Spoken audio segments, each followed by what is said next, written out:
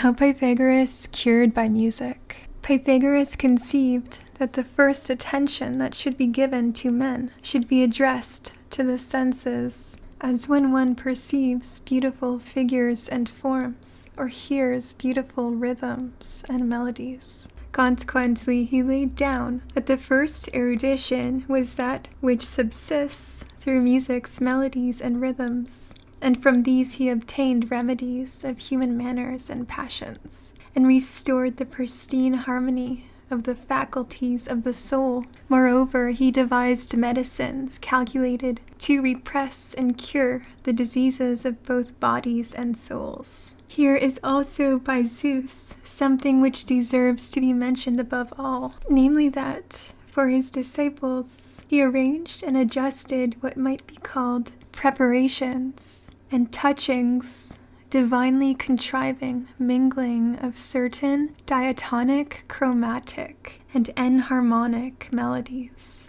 through which he easily switched and circulated the passions of the soul in a contrary direction. Whenever they had accumulated recently, irrationally, or clandestinely, such as sorrow, rage, pity, over-emulation, fear, manifold desires, angers, appetites, pride, collapse, or spasms. Each of these he corrected by the rule of virtue, attempering them through appropriate melodies, as through some salutary medicine. In the evening, likewise, when his disciples were retiring to sleep, he would thus liberate them from the day's perturbations and tumults, purifying their intellective powers from the influxive and effluxive waves of corporeal nature, quieting their sleep and rendering their dreams pleasing and prophetic. But when they arose again in the morning, he would free them from the night's heaviness,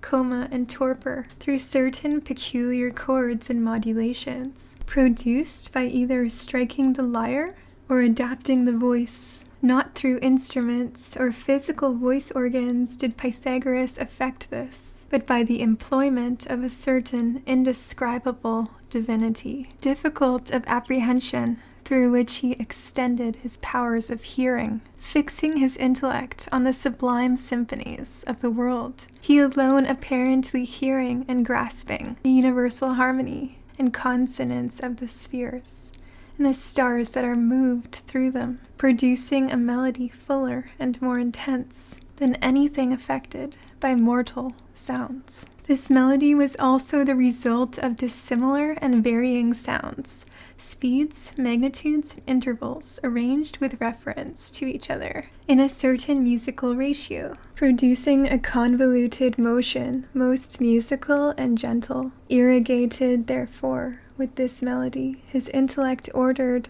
and exercised thereby, he would, to the best of his ability, exhibit certain symbols of these things to his disciples, especially through imitations thereof through instruments, or the physical organs of voice. For he conceived that, of all the inhabitants of earth, by him alone were these celestial sounds understood and heard, as if coming from the central spring and root of nature. He therefore thought himself worthy to be taught and to learn something about the celestial orbs, and to be assimilated to them by desire and imitation, inasmuch as his body alone had been well enough conformed thereto by the divinity who had given birth to him. As to other men, he thought they should be satisfied with looking to him and the gifts he possessed, and in being benefited and corrected through images and examples in consequence of their inability truly to comprehend the first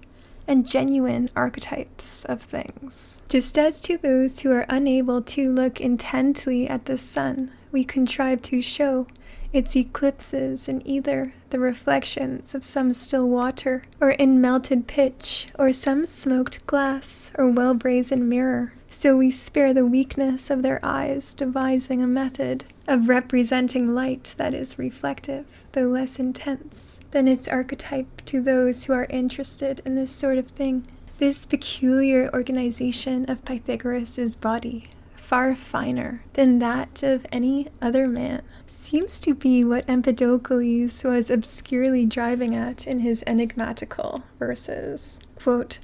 "Among the Pythagoreans was a man transcendent in knowledge, who possessed the most ample stores of intellectual wealth, and in the most eminent degree assisted in the works of the wise. When he extended all the powers of his intellect, he easily beheld everything, as far as 10 or 20 ages of the human race." End quote. These words, transcendent, he beheld every detail of all beings, and the wealth of intellect, and so on, describe as accurately as possible his peculiar and exceptionally accurate method of hearing, seeing, and understanding.